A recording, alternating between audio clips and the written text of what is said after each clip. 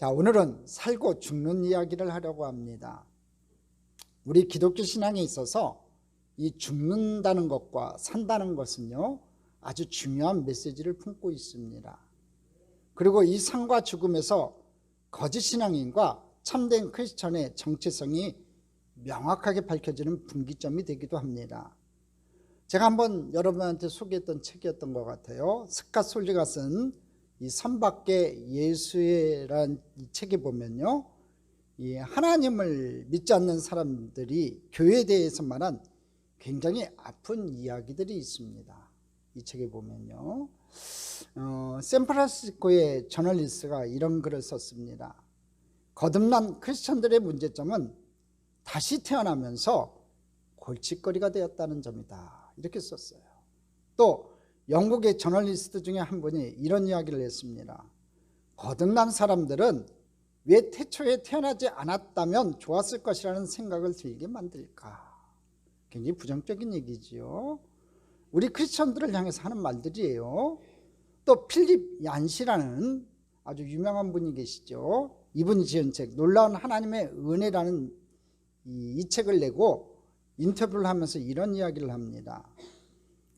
크리스찬이란 어떤 사람인가? 내가 이렇게 물으면 사람들은 사랑, 연민, 은혜 같은 단어들을 꺼내지 않습니다. 대개는 무엇인가 반대하는 사람에 대한 묘사가 이어집니다. 그런데 예수님은 주로 반대하는 사람으로 알려지시지 않았다는 거예요. 그분은 어려운 사람들을 섬기고 굶주린 사람들을 먹였고 목마른 사람들에게 물을 주신 분으로 알려져 있습니다.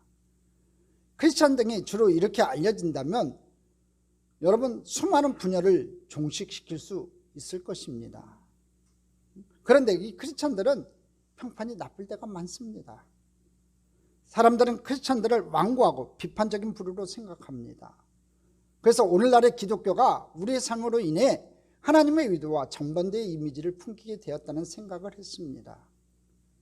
굉장히 아픈 이야기지요. 아주 냉철하게 우리 크리스찬들의 삶에 대해서 비판하는 내용들입니다. 이 굉장히 아픈 이야기인데 이러한 평가는 2000년 전 예수님 당시에도 동일했다는 겁니다. 예수님 당시에도 율법적으로 살아가는 사람들이 그런 평가를 받았습니다. 그러한 평가를 듣고 있는 하나님의 마음을 알지 못하는, 은혜를 알지 못하는 그리스도인들에 대한 안타까움을 주님께서 가지고 있었습니다. 계속해서 우리는 은혜라는 주제를 가지고 말씀을 나누고 있습니다. 제가 이 말씀을 준비하면서 계속해서 묵상하게 되는 것이 있었습니다. 분명한 사실은 하나님께서는 우리들 모두가 하나님 은혜 가운데 거하기를 원하신다는 거예요. 저와 여러분이 그 하나님 은혜 속에서 살고 하나님의 은혜를 받으며 그 은혜 속에 살기를 원한다는 겁니다. 근데 문제는 우리들이 하나님이 원하시는 것과 다르게 산다는 거예요. 저번 주 말씀의 주제가 뭐였습니까? 은혜는 뭐라고요? 벌써 다 까먹으셨네. 은혜가 뭐라고요? 내려놓는 것이다 그랬습니다. 한번 따라하겠습니다. 은혜는 내려놓는 것이다. 자, 그 내려놓는 것, 오늘 내려놓아야 할 그 정체를 여러분들에게 밝히는데 그게 뭐냐면 율법이에요. 우리가 내려놓을 게 뭐냐면 율법이라는 겁니다. 결국 우리가 율법을 내려놓는 것이 필요한데 율법은 단순히 내려놓는 차원에서 되는 것이 아니라 율법에서 죽어야 한다는 거예요. 율법에서 죽어야 된다는 거지요. 오늘 말씀의 주제를 먼저 결론을 얘기한다면 오늘 우리가 율법에서 죽는 법을 배워야 한다는 거예요. 자, 첫 번째, 그럼 율법에서 죽어야 하는 이유를 좀 알아야 되겠지요. 어떤 가정의 이야기입니다. 어느 가정에서 남편은 항상 아내가 이 엉덩이가 뚱뚱하다고 해가지고 당신은 엉뚱한 여자야 라고 불렀어요. 남편이 야, 자기 히프가 뚱뚱해 이렇게 얘기할 수는 없으니까 뭐라고 얘기하냐면 당신은 엉덩이가 뚱뚱한 여자야 이렇게 얘기할 수 없으니까 당신은 엉뚱한 여자야 이렇게 불렀어요. 그러니까 아내가 알아듣죠. 못 알아듣겠습니까? 바보가 아닌 다음에요. 그러면 아내는 화가 나서 남편을 향해서 이렇게 얘기합니다. 당신은 특공대야. 무슨 얘기인지 아세요 여러분? 특별히 공부도 못하는데 대가리만 크다. 그래서 당신은 특공대야 이렇게 얘기를 하는 거예요. 남편은 엉뚱한 여자야. 아내는 당신은 특공대야. 맨날 이렇게만 얘기하니까 매일 아침 저녁으로 이 가정이 어떻게 되겠습니까? 날마다 지지고 볶는 콩가루 집안이 되는 거지요. 반면에 항상 격려를 하는 가정이 있습니다. 어느 날 아이가 학교에서 시험 성적을 받아왔습니다. 옛날에는 성적을 수미양가 이렇게 매겼습니다. 제가 송수진 집사님하고 이영희 권사님한테 한번 여쭤봤더니 요새는 그렇게 안 매긴대요. 옛날에는 그렇지만 저희 초등학교나 뭐 중학교, 고등학교 졸업할 때만 해도 수미양가 이렇게 매겼잖아요. 만약에 여러분 성적표 떼봤는데 옛날 성적표 떼봤는데 수미양가가 안 매겨졌고 이상하게 써 있으면 요새 신세대고, 수미양가로 매겨지는 세대를 살았으면 좀 올드 세대인 거예요. 저희 세대 때는 수미양가였습니다. 하루는 자녀가 점수를 받아왔는데 다 뭐라고 되어 있냐면 가의 체육만 양이었어요. 올가에다가 여러분 체육만 양인 거예요. 그러니까 다 F 받았다는 거지요. 체육만 D 받은 거예요. 여러분들의 자녀가 그렇게 성적을 받아왔다면 기분이 어떻겠습니까? 아마 이런 성적표를 받아본 보통의 부모들 같으면 노발대발 야단을 법석을 쳤을 거예요. 야, 넌 누구를 닮아서 그러니? 머리만 크면 다니 공부도 못하면서라고 야단을 쳤을 텐데, 근데 이 성적표를 받아든 아버지는 대뜸 한다는 소리가 이렇게 얘기합니다. 잘 들으세요. 야, 넌 도대체 이렇게 공부를 어떻게 하는 거니 도대체? 양. 넌 어떻게 한 과목만 그렇게 열심히 하니? 다 열심히 해야지. 못 알아들으세요, 여러분? 너는 어떻게 한 과목만 그렇게 열심히 하냐 이거예요. 다 열심히 해야지 하면서 격려를 해주는 거예요. 이렇게 아이를 격려하는 가정도 있다는 거지요. 어떠한 가정에는 비난이 있고 어떠한 가정에는 격려가 있어요. 저는 율법과 은혜라고 하는 것은요, 바로 이 격려와 비난 사이에 아주 중요한 것을 우리에게 가르쳐주고 있다고 생각합니다. 왜 우리들은 누군가를 판단하고 분별하여 선과 악을 나누기를 원할까요? 우리 대부분 그러지 않아요? 자기가 가진 판단 기준을 가지고 상대편을 선과 악을 나눠요. 판단한다는 거지요. 분별한다는 거예요. 그리고 이런 비난으로 인해 누군가에게 상처를 줄 뿐만 아니라 자신도 망가뜨리고 정죄의 감옥에서 헤어나지 못한다는 거예요. 판단하는 건 좋은데 그 판단을 위해서 두 사람이 상처 입어요. 판단 당하는 사람, 막 정죄를 하는 사람이, 여러분 그 정죄를 당한 사람이 큰 상처를 입어요. 두 번째는 정죄를 해놓고도 자기도 괴로운 거예요. 왜? 자기도 그렇게 살지 못하거든. 판단은 잘하는데 거의 대부분의 사람들이 판단은 많지 그렇게 도덕적인 삶을 살지 못하기 때문에 자기도 상처를 입는 거예요. 그 정죄의 감옥에 자기가 확 들어가 버리는 거예요. 이렇게 만드는 것이 뭐라고 성경은 이야기하냐면 율법이다, 이렇게 말하고 있어요.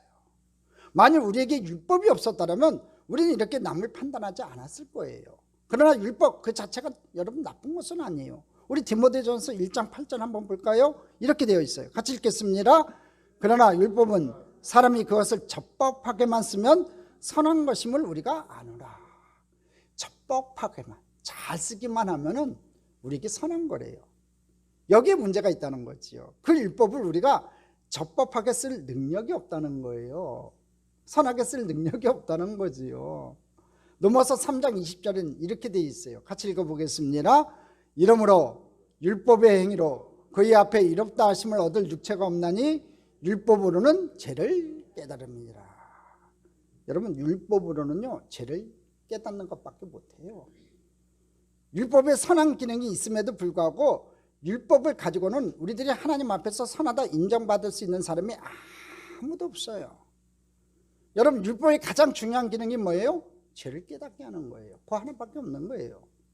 율법이 우리 속에 들어와 적용될 때 우리 죄가 명백하게 드러나는 거지요. 근데 여러분 이 죄가 드러나는 것은요 아무 문제가 없어요. 죄가 드러나야지요. 숨기면 안 되는 거예요. 하지만 드러난 죄로 인해 죄책감에 빠져 헤어나지 못하는 게 문제라는 거예요. 드러난 죄 때문에 이게 죄책감에서 자기가 헤어나지 못하는 거죠. 무슨 얘기냐면 죄의 문제가 해결되지 않는다는 거예요. 율법으로 인하여 우리들에게 죄가 드러날 때 무엇이 문제인가 하면요, 우리들에게 찾아오는 것, 바로 죄책감이 문제라는 거예요. 여러분, 죄책감은요, 우리로 하여금 하나님의 은혜를 누리지 못하게 하는 거예요. 이런 경험들이 있었을 거예요. 뭔가 잘못한 일을 했을 때 거기에 대한 내 죄책감이 있어요. 그게 오래 갑니다. 사람은요, 남들은 몰라도 자기는 알잖아요. 그 죄책감이 내게 들어왔을 때요, 여러분, 그 죄책감은 어떨 땐 평생 가요. 만약에 죄책감이 없다는 거면요, 양심에 화인받은 자라, 이미 저주받은 자라, 이미 지옥행이 예비된 사람들은, 양심에 화인받은 사람은 이 죄책감이 안 들어요. 그렇지만 하나님의 성령의 영을 받은 사람들은요, 내가 죄를 짓고 나면 이 죄책감에서 헤어날 길이 없어요. 이 감옥에서 헤어날 길이 없다고요. 그래서 하나님의 은혜를 누리지 못하게 한다는 거지요. 이 문제가 우리들에게서 해결돼야 된다는 거예요. 오늘 사랑하는 성도 여러분, 오늘 여러분 삶 가운데 어떤 죄책감이 있는지 모르겠지만 그 죄책감이 다 해결되는 축복의 날이 되기를 주님의 이름으로 축복합니다. 겨울이 없으면요, 거울 아시죠? 거울이 없으면 우리는 이빨 사이에 고춧가루가 낀 것도, 얼굴에 이 음식물 자국으로 얼룩진 것을 모르는 것처럼, 율법이 없을 때는 죄를 지으면서도 그것이 죄인지 알지 못했어요. 제 마음대로 살았다는 거지요. 그러나 하나님께서 이 율법을 우리에게 주신 이후부터는요, 모든 사람은 죄인이라는 사실을 알게 됐어요. 우리 몸에 묻은 얼룩과 더러움은요, 거울을 보고 떼어내면 되는데, 문제는 죄를 깨달아도 그 죄를 해결할 능력이 우리에게 없다는 거예요. 그 죄를 해결할 능력이 없으니까 오히려 죄의 권세 아래 놓이게 되고 그 죄에 매여 살게 됐다는 거지요.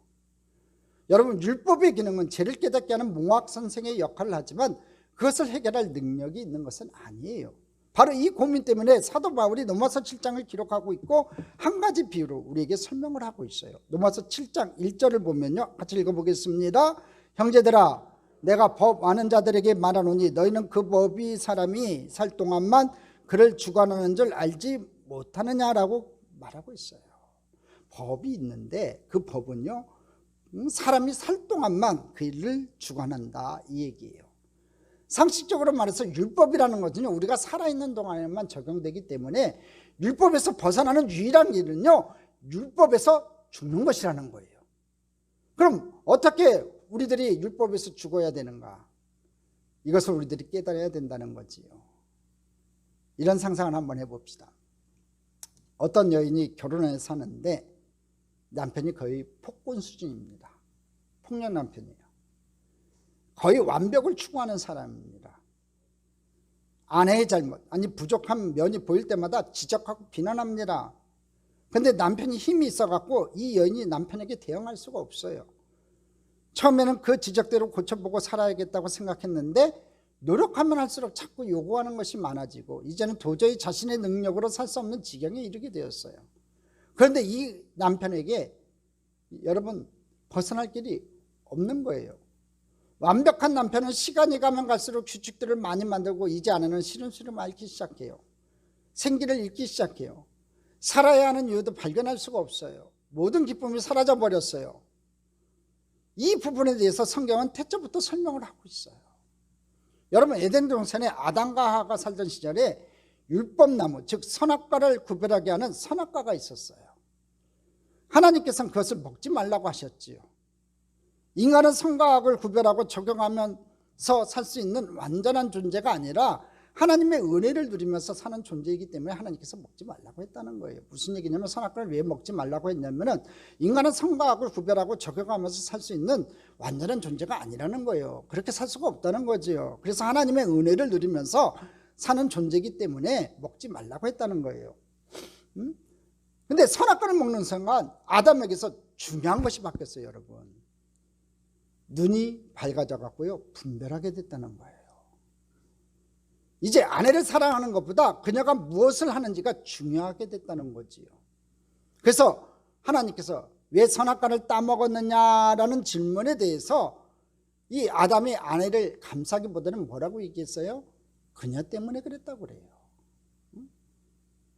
하나님께서 만들어주신 존재에 대한 감사가 아니라 그녀가 한 행위에 대한 비난이 정당성을 가지게 됐다는 거예요. 다시 말을 하면 우리가 은혜를 누리지 못하고 살아가고 있다는 거지. 아담이 그랬다는 거예요. 아담이. 그전에는 하나님께 만들어주신 하와 때문에 어와둥둥 내 사랑하고 살다가 이 선악과를 먹는 그 순간에 범죄하고 나자마자 눈이 밝아져 가지고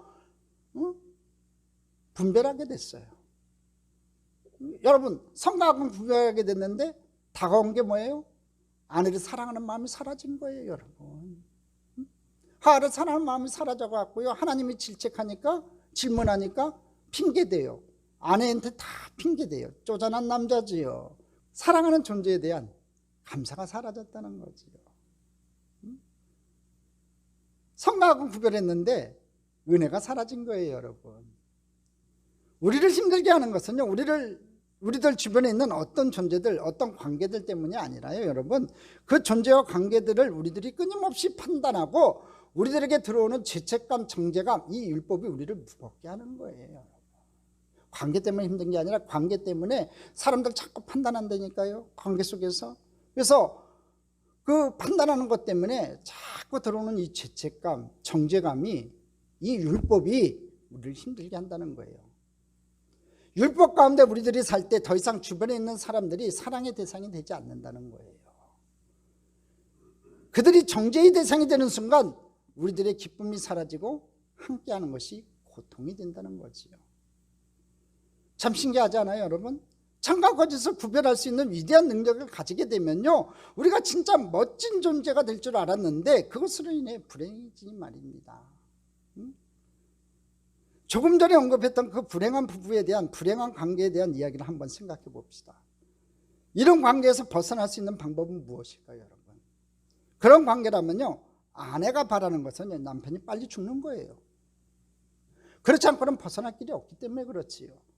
아무리 다른 좋은 남자가 있어도 남편이 살아있는 한 그 남자를 생각하거나 같이 한다는 건요, 간음죄를 범하는 것이기 때문에 그래요. 로마서 7장 2절로 3절에는 바로 그런 내용이 기록되어 있어요. 같이 읽어보겠습니다.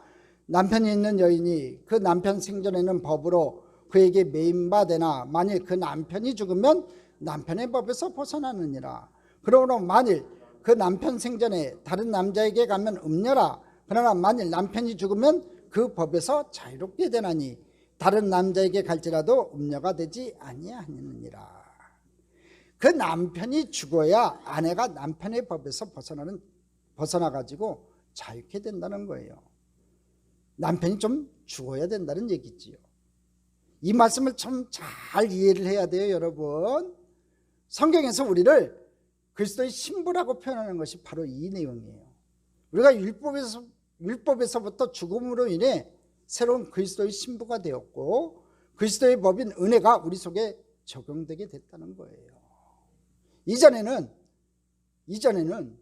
세상의 법인 남편의 법이, 율법이 나를 작용하고 있었다면 이미 우리는 율법에서부터 죽음다 이거지요. 그래서 새로운 그리스도의 신부가 되었기 때문에 그리스도의 법인 은혜가 우리 속에서 적용하게 된다는 겁니다. 이제 우리가 지켜야 하는 율법의 좀 리스트들이 다 사라졌다는 거예요. 오늘 본문 7장 6절에서 뭐라고 얘기합니까? 우리가 얽매였던 것에 대하여 죽었으므로. 바울이 얘기해요. 이미 죽었다니까요. 우리를 얽매하고 있었던 건 모든 율법의 그 장애물들이 다 사라졌다는 거예요. 로마서 7장 6절 같이 읽어보겠습니다. 이제는 우리가 얽매였던 것에 대하여 죽었으므로 율법에서 벗어났으니. 바울이 정확하게 얘기하잖아요. 우리를 얽매였던 것들, 사망의 은침한 골짜기에 빠뜨렸던 그 얽매였던 것에 대해서 우리가 죽었으므로 율법에서 이미 벗어났다는 거예요. 이러므로 같이 계속 읽어보겠습니다. 이러므로 우리가 영의 새로운 것으로 섬길 것이요 율법의 조문에 묵은 것으로 아니할지니라. 우리는 예수를 잘 믿으면 아무 문제가 없을 것이라는 막연한 생각들을 가지고 있는 듯해요. 그런데 한번 잘 보십시오. 주변에서 우리가 만나는 소위 성공적인 크리스천들의 모습을 보면요, 그렇게 행복해 보이지 않을 때가 종종 있어요. 좋은 크리스천의 상징처럼 되어 있는 경건한 삶, 자기 희생, 말씀 공부, 규칙적인 기도 생활, 교회에서의 봉사에 영역들이 있을 거예요. 그런데 그렇게 좋은 크리스천의 표징이 되는 일들을 많이 하는데도 불구하고 기쁨을 상실하기도 하고 깨어진 관계로 힘들어하기도 해요. 그런 상태가 지속되면요, 자신의 모습을 드러내는 것이 부끄러워가지고 이중적인 삶으로, 때로는 보이지 않는 곳에서 폭력적이거나 비도덕적인 삶으로 전락해 가기도 해요. 의외로 꽤 많아요. 사람들 앞에서는 거룩하고 잘 믿는 크리스천처럼 보이는데 그렇지 않은 사람들도 있다는 거지요. 그래서 우리는 종종 주변에서 그렇게 멋지게 보였던 크리스천들이 하루아침에 허물어진 모습들을 목격하기도 해요. 우리는 예수를 잘 믿는 것으로, 우리에게 주어진 임무를 다 하는 것으로 여러분 착각한다는 거죠. 그게 예수 잘 믿는 것이라고 착각한다는 거예요. 우리가 예수를 잘 믿는다는 것이요, 우리에게 주어진 임무를 다 하는 것이라고 착각할 때가 있다는 거예요. 그리고 그렇게 바람직한 크리스천들의 삶을 살며 여러분 우리 삶에서 문제가 발생하지 않으리라는 막연한 기대를 한다는 거예요. 크리스천 삶, 올바른 크리스천의 삶을 살면 우리 삶에서 문제가 전혀 발생하지 않을 것이라는 막연한 기대를 해요. 그런 기대를 여러분도 가질 거예요. 오늘 말씀은 무슨 얘기냐면, 우리가 신앙생활을 잘하면서 은혜를 경험하기도 하지만 은혜 가운데 살지 못하는 이유가 확실하게 율법에서 죽지 못했기 때문이라는 거예요. 확실하게 율법에서 죽어야 되는데 아직까지도 율법의 노예로 살아간다는 거지요. 자꾸 판단한다는 거예요. 오늘 말씀의 주제와 연결해 본다면 율법에 대해서 죽지 않음으로 인해 은혜의 삶을 살지 못한다는 거예요. 흔히 목사님, 제가 아이들에게 잘해주려고 이해하려고 얼마나 애쓰는지 아세요? 제 남편에게 잘하려고 얼마나 노력하는지 아세요? 많이 듣는 이야기예요. 근데 뭔가 부족해요, 이 이야기 가운데. 제가 너무 극단적인 이야기를 하는지 모르겠지만 예수를 믿으면서 무언가를 해야 한다는 노력이 여러분들도 하여금 율법 가운데 거하게 한다는 생각을 해보지 않으셨냐 이거지요. 한 가지 한번 예를 들어볼게요, 여러분. 어떤 서울 시내 한 교회에서요, 청소년들을 대상으로 설문조사를 했답니다. 술, 담배 문제를 가지고 설문조사를 했는데 그랬더니 87%의 청소년들이 교회에서 술, 담배는 하면 안 된다는 거예요. 여러분들이 얼핏 이야기를 들으면, 야, 그래, 우리 요즘 기독 청소년들이 그래도 저렇게 신앙적인 생각을 하는구나, 이런 마음이 들죠. 그렇죠? 아니, 87%나 청소년들이 술, 담배 하면 안 된다 이렇게 얘기했다는 거예요. 여러분도 그렇게 생각 들죠? 87%면 굉장히 높은 겁니다, 여러분. 그런데 술, 담배를 하면 안 된다고 하는 이 87%의 사람들이, 그 아이들이 신앙을 잘 지키는 게 아니라 그렇게 대답을 하고 교회를 떠난다는 데 문제가 있어요. 자기들이 실제 살아가는 생활 가운데서 술, 담배를 안 하고 살아가는 거, 이거 지킬 자신이 없다는 겁니다. 너무 놀랍지 않으세요, 여러분? 이렇게 지켜야 되라고 하는 것을 아는데 이렇게 지켜야 할 자신이 없으니까 하나님을 떠나가는 거예요, 젊은 청년들이. 다시 반복해서 말씀드리자면요, 율법 그 자체가 문제가 아니에요. 율법주의 때문에 죄책감을 느낀다는 거예요. 율법주의 때문에. 율법이 우리들에게 선과 악을 분별하게 만들어주는데 그것으로 인하여 오히려 하나님을 떠나게 만든다는 거예요. 우리로 하여금 은혜를 누리지 못하도록 하는 주범이 바로 율법이라는 거지요. 여러분, 아까 술, 담배 얘기했죠. 반면 이 술과 담배가 기독교인이 구원을 받는 데 있어서 어떤 영향을 미칠 것이라고 생각하는가, 이 질문에 있어서 83%가 절대로 구원을 받지 못할 것이라고 응답을 했어요. 그 이유는 기독교인들이 세상 사람들이 하는 일을 똑같이 하면 구원을 받을 수가 없고 무언가 구별된 생활을 해야만 구원을 받을 수 있다는 말이에요. 여러분도 그렇게 생각해요? 여러분, 술과 담배가 구원받는데 영향을 미쳐요? 성경에 술 먹고 담배 피면은 구원받지 못한다는 구절이 어디 있어요? 이거는 우리 기독교가 한국 땅에 들어왔을 때 보니까, 선교사들이 들어와서 보니까 우리 조선 사람들이 술과 담배, 패배주의에 전염해가지고 완전히 절어 사니까 기독교 문화에서 받아들인 거예요. 이거 하면 안 된다, 하지 말아라, 술에 젖어 살지 말아라, 담배 피지 말아라, 이렇게 하면서 기독교의 공동체 속에서 하나의 문화로 받아들인 거지 이것이 구원과는 아무 상관이 없어요. 여러분, 행위로, 어떤 행위로 우리가 세상 사람들과 구별할 자신이 있냐 이거예요, 여러분. 세상 사람 술, 담배 다 하잖아요.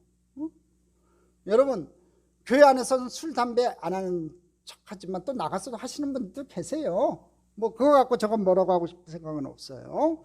근데 건강에 안 좋은 건 사실이니까 하지 말라, 그 얘기를 하는 거지요.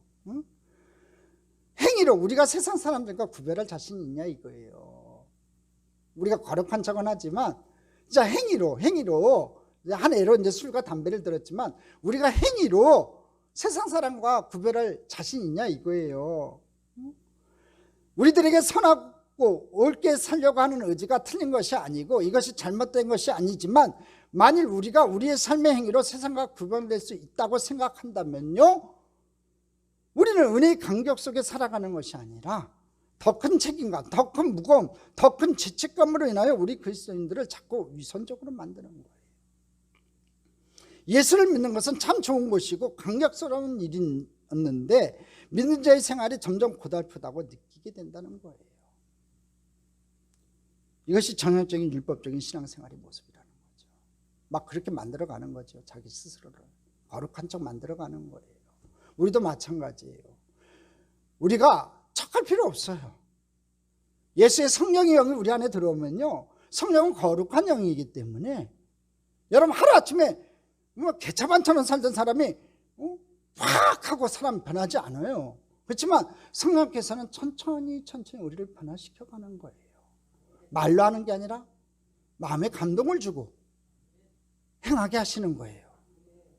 육두문자 쓰던 입이, 거칠었던 입이, 폭력적인 언어를 썼던 입들이 조금씩 변해가는 거예요. 왜? 내가 하나님의 은혜를 깨닫고 성령의 은혜를 깨닫고 나서 성령님께서 내 삶을 주장하는 그 순간부터 조금씩 변해가는 거예요. 그래서 장성한 분량까지 자라나는 거예요. 오늘 참전께 우리 성도님들이 법에 의해서 움직여지는 것이 아니라 오늘 성령께서 여러분을 지배하는 삶이 되기를 주님의 이름으로 축복합니다. 은혜가 지배하는 삶이 되기를 주님의 이름으로 축복합니다.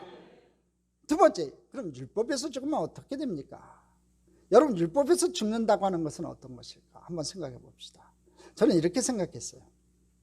율법에 대해서 죽는 것은요, 율법 앞에서 우리들이 이렇게 연약하고 우리들이 이 모든 것을 지킬 수 없는 존재임을 인정할 때 우리들이 율법에서 죽는 거라는 거지요. 나는 연약하다 이거죠. 법 하나도 못 지키는 연약한 사람이고 아무것도 지킬 수 없는 존재임을 인정할 때 그것이 진짜로 율법에서 죽는 거라는 거지요. 하나님, 저는 이 율법의 문제를 가지고는 해결되지 않습니다. 제가 율법에서 죽습니다. 율법으로 살지 않겠습니다라고 고백할 때 하나님의 역사가 오늘 우리 가운데 일어난다는 거예요. 그래서 오늘 이 자리에서 우리가 율법에서 죽기 위해 우리들이 오늘 기도해야 합니다. 더 이상 우리로 하여금 율법에 머무르지 않게 하여 주옵소서라고 기도해야 된다는 거예요. 고린도후서 5장 17절에 보면 유명한 말씀이 있습니다. 같이 읽겠습니다. 그런즉 누구든지 그리스도 안에 있으면 새로운 피조물이라 이전 것은 지나갔으니 보라 새 것이 되었도다. 이 고린도 교회가요, 여러분 고린도 교회가 이 고린도 전후서에서 우리에게 주는 교훈들이 참 많아요. 그러니까 착각하는 부분들도 많은데 그건 뭐 나중에 얘기를 하고요. 한 해로 착각하는 것 중에 하나가 여성들에 대해서 얘기할 때가 있어요. 여성들한테 바울이 권면하죠. 교회 안에서 조용히 하라. 그 바울이 얘기했던 그 얘기를 가지고 자꾸 여성 비하적으로 여성들에게 무슨 권한을 주지 않고 여성들에게 뭔가 이 사역의 권한을 박탈하는 쪽으로 많은 선배들이 그렇게 이용을 했어요. 근데 착각이에요, 여러분. 왜 착각이냐면요, 그 복음의 말씀을 잘 이해해야 되는 게 뭐냐면은 이 고린도 교회가 이방인 교회였어요. 그렇죠? 이방인 지역에 세워진 교회라고요. 자, 이방인들이 교회 안에 들어와 가지고 예수를 믿게 됐어요. 그러니까 이 기독교에 대해서 이 기본적인 지식이 아무것도 없는 거예요. 유대인들이 개종한 거하고 좀 틀려요. 아무것도 없는 상황에서 궁금한 거예요. 뭔가 이렇게 앞에서 회중의 리더가 뭔가 하나님 말씀을 전파할 때 무슨 얘기가 들어오면 우리는 다 알아듣으니까 끄떡끄떡하지만 여러분, 교회 처음 나온 사람은 저 목사님 무슨 얘기하는가 하고 깨뚱깨뚱할 때가 있어요. 단어 자체가 어려우니까. 그럴 때 이 여인들이 남편한테 물어볼 거 아니에요. 남편한테 물어볼 거 아니냐 이거예요. 근데요, 그 당시 예배는 어떻게 드렸냐면 지금 같이 앉아 있잖아요. 그 당시는 안 그랬어요. 그 당시는 남녀가 유별해갖고 따로 이게 갈라서 있었어요. 그러니까 어떻게 보면 마주보고 있었다고 보면 돼요. 예배를 한쪽은 남자 한쪽은 여자로 예배 드렸다고요. 그러니까 아내가 건너편에 있는 남편에게, 떨어져 있는 남편에게 큰 소리로, 자기야 은혜가 뭐야? 지금 목사님이 은혜라고 하는데 은혜라는 단어가 뭐야? 하고 물어봤단 말이에요. 자꾸 여성들이 자꾸 남성들한테 물어보니까 예배가 진행이 되겠냐고. 그러니까 여성들이 신앙심이 많잖아요. 목사님한테 나중에 물어보든지 앞에 영적인 리더한테 물어보면 될 텐데 당장 궁금하니까 예배 시간에 자꾸 떠들어댔다고. 그래가지고 교회 안에서 여성들은 조용해라. 바울이 그래서 권면했던 거예요, 여러분. 그런 상황들을 알아야 되는데 무조건 그 한 단어만 보고서는 야, 여성들은 교회에서 조용해라. 그래서 옛날엔 여성 목사 안수도 안 줬잖아요. 요새는 그게 다 풀렸지만요. 지금 17절도 마찬가지예요. 그래서 누구든지 그리스도 안에 있으면 새로운 피조물이라. 이 이방인 지역에 세워진 교회예요. 그러니까 너희들은 옛날에 이방 종교를 믿었다는 거예요. 이방 종교를 믿었던 사람들이 그리스도 안에 있다, 이 얘기는 뭐 그리스도를 믿었다는 거죠. 그러면 새로운 피조물이라. 너는 새롭게 태어났다는 거예요. 이전 것은 지나갔으니 보라 새 것이 되었도다. 의미가 달라지죠, 여러분. 하나님 믿는 사람으로 완벽하게 바뀌었다는 거예요. 자, 제가 여러분들에게 1, 2주 계속해서 말씀드리는 게 있어요. 그게 뭐냐면 하나님은 우리들에게 내가 얼마나 유용한 사람이 되어가지고 내가 얼마나 위대한 일을 하는가, 이런 걸 원하시는 분이 아니라 그랬어요. 어떤 걸 원하신다고요? 하나님은 네가 내 안에, 내 관계 속에 내 안에 들어왔으면 좋겠구나 라고 하는 것을 원하신다는 거죠. 그걸 원하신다는 거예요. 새로운 삶을 살기를 원하신다는 거예요. 커피를 만드는 조리법을 가지고 이 새로운 삶에 대해서 좀 비유로 이야기를 좀 한번 해볼게요. 우리나라 사람들은 요즘은요, 이제 아이스 아메리카노를 많이 먹어요. 진짜 그래요. 한겨울에도 아이스 아메리카노를 많이 먹어요. 근데 여러분, 이 뜨거운 물과 차가운 물에 커피를 넣고 섞으면요, 뜨거운 물은 잘 녹아요. 이 뜨거운 물에도 지금 카누나 뭐 커피 분말을 집어넣으면 잘 녹아요. 그렇지만 찬물은 여러분 잘 녹지 않아요. 덩어리져요. 잘 안 녹아요, 여러분. 거기에다가 또 단맛을 내기 위해서 각설탕 3개를 한번 넣고 저어보세요. 찬물에 커피를 넣은 곳에 여러분 녹겠어요? 안 녹겠어요? 커피도 안 녹았는데 각설탕도 녹겠냐고요? 잘 안 녹아요. 각설탕이 거의 그대로 남아있어요. 근데 뜨거운 물에 넣은 커피와 설탕은 다 녹아요. 그래서 저는 아이스 커피를 굉장히 좋아해요. 하루에 한 10잔 이상 마셔요. 커피를 진짜 좋아해요. 근데 커피를 어떻게 만들어 먹냐면요, 여름날에도 아이스 커피를 먹고 싶은데 찬물에다 넣으면 엉겨 붙어요. 얼음 넣으면 더 엉겨 붙죠. 그러니까 어떻게 하냐면 지혜를 냈어요. 뜨거운 물을 조금만 부어가지고 거기다 커피를 녹인 다음에 그 다음에 찬물을 집어넣고 얼음을 넣으면 그게 아이스 커피가 되더라고. 그렇게 해서 지금도 해 먹어요. 지금도 저는 아이스 커피를 했는데 이 겨울철에는 얼음은 안 넣지요. 뜨거운 물에 넣은 커피와 설탕은 다 녹아요. 만드는데 이 설탕과 커피라고 하는 건요, 여러분 완전히 다른 화학 구조를 가지고 있어요. 그런데 뜨거운 물 속에 설탕이 들어가서 완전히 녹으면요, 서로 섞여버리면은 이것은 완전히 다른 화학 구조가 다른 커피로 변한다는 거예요. 그러나 이 차가운 물에 각설탕이 들어가면요, 이 안에 화학 구조가 변하지 않은 커피와 설탕이 그대로 존재한다는 거예요. 여러분, 율법 가운데 산다는 건요, 우리들이 하나님을 믿는다고 하면서 아이스 커피처럼 여전히 우리가 이 각설탕으로 존재하는 거예요. 커피로 존재하는 거예요. 고린도후서 5장 17절에 나오는 말씀처럼 그리스도 안에서 우리들이 온전한 새로운 피조물이 된다고 하는 것은 그리스도 안에서 더 이상 우리들의 모습이 보이지 않는 완전히 다른 화학 구조로 변화되는 것이라는 거죠. 그것을 말하고 있는 거예요. 새로운 피조물이 됐다는 건요, 내 것이 없다는 거예요. 이제 우리가 명확해지는 것이 있어요. 우리들이 그리스도 안에 새로워졌고 새로워진 우리는 하나님의 은혜 안에 살 자격을 충분히 갖추었다는 거예요. 저와 여러분이 그렇다는 거지요. 우리가요, 그리스도 안에서 새로워졌고 새로워진 우리는요, 하나님 은혜 안에 살 자격을 충분히 갖추었어요. 감사하지요. 그럼 율법에서 벗어났다는 것이 무슨 의미예요? 더 이상 율법의 지배하에 있지 않다는 거예요. 율법의 죽음에서 하나님의 은혜로 새롭게 태어나는 거예요. 우리의 삶을 자꾸 개선해야 좀 더 나아져야 문제가 해결될 것이라는 생각을 하지 않게 되었다는 거예요. 생활을 개선하는 의지는요, 하나님을 알지 못하는 사람들도 동일하게 가지고 있는 거예요. 여러분들이 성부영신 예배에서 결심하듯이 세상 사람들은 일출을 바라보면서 얼마든지 결심할 수 있어요. 그리고 둘 다 똑같이 좌절감을 느낀다는 거죠, 살면서. 이런 행위를 가지고 신앙과 비신앙이 구별되지는 않아요, 여러분. 하나님은 단순히 우리의 행위를 바꾸시려고 구원을 선물하신 것이 아니에요. 요한복음 10장 10절을 보면 우리로 하여금 생명을 얻게 하고 더 풍성히 얻게 하기 위해서 우리에게 구원을 선물로 주셨어요. 할렐루야. 생명을 얻게 하시려고 하나님께서 우리에게 구원을 선물로 주셨다고요. 여러분, 옳은 일만 해서는 기쁨이 오지 않는다는 거예요. 하나님께서 주시는 여러분 생명을 받아야 돼요. 성령을 받아야 돼요. 우리가 예수 안에서 거듭나야 돼요. 진정으로 하나님의 사람으로 거듭날 때, 하나님의 사람으로 올바랐을 때, 하나님의 영이 나를 지배할 때, 성령의 법이 나를 지배할 때 우리 삶 가운데 기쁨의 삶이 오는 거예요. 율법으로 하고 안 하고의 문제가 아니라 진짜로 성령의 법이 나를 지배할 때, 나를 움직여 갈 때 여러분 행위가 아닌 하나님의 은혜 속에서 우리가 살아가는 거예요. 할렐루야. 율법에서 죽으면요, 하나님의 은혜가 살아나요. 하지 않으면 안 되는 일이 아니라 하고 싶어서 견딜 수 없는 일들이 더 많이 생기는 거예요. 진짜 은혜 받으면 그러지 않아요? 진짜 은혜 받은 사람들의 특징이 뭐냐면요, 가만히 있을 수가 없어요.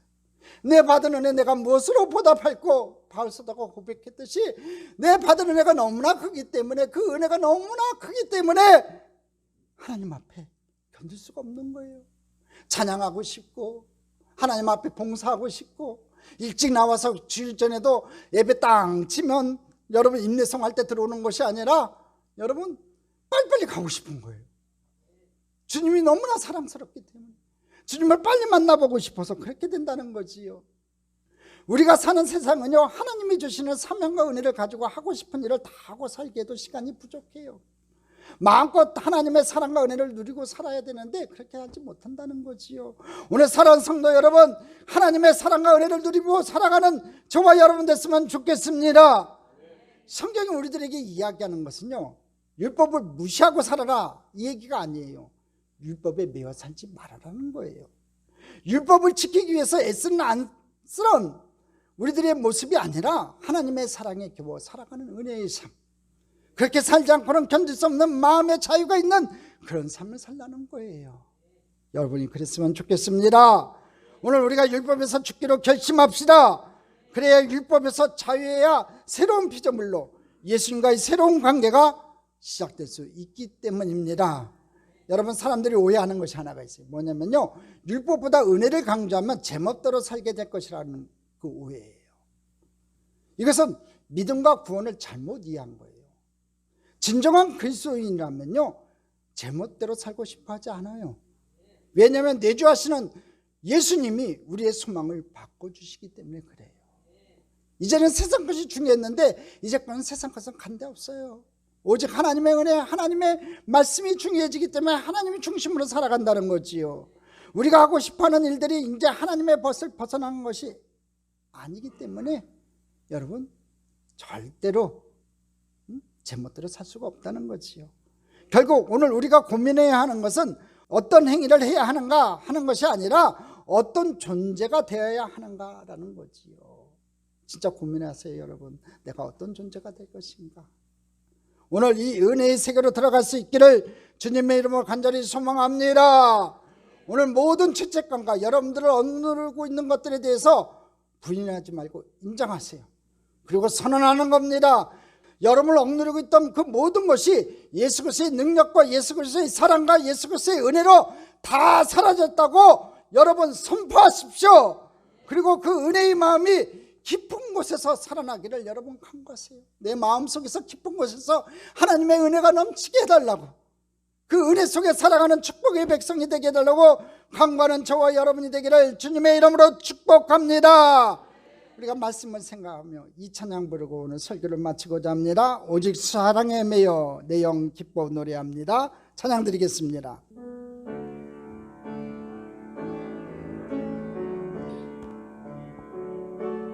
오직 주의 사랑에 매여 내 영 기뻐 노래합니다. 이 소망의 언덕 기쁨의 땅에서 주께 사랑 드립니다. 오직 주의 임재 안에 갇혀 내 영 기뻐 찬양합니다. 이 소명의 언덕 거룩한 땅에서 주께 경배 드립니다. 주께서 주신 모든 은혜 나는 말할 수 없네. 내 영혼 즐거이 주 따르렵니다. 주께 내 삶 드립니다. 주께서 주신 모든 은혜 나는 말할 수 없네. 내 영혼 즐거이 주 따르렵니다. 주께 내 삶 드립니다. 오늘 여러분에게 이 찬양이, 이 소원이 있기를 주님의 이름으로 간절히 축복합니다. 축복합니다. 축복합니다.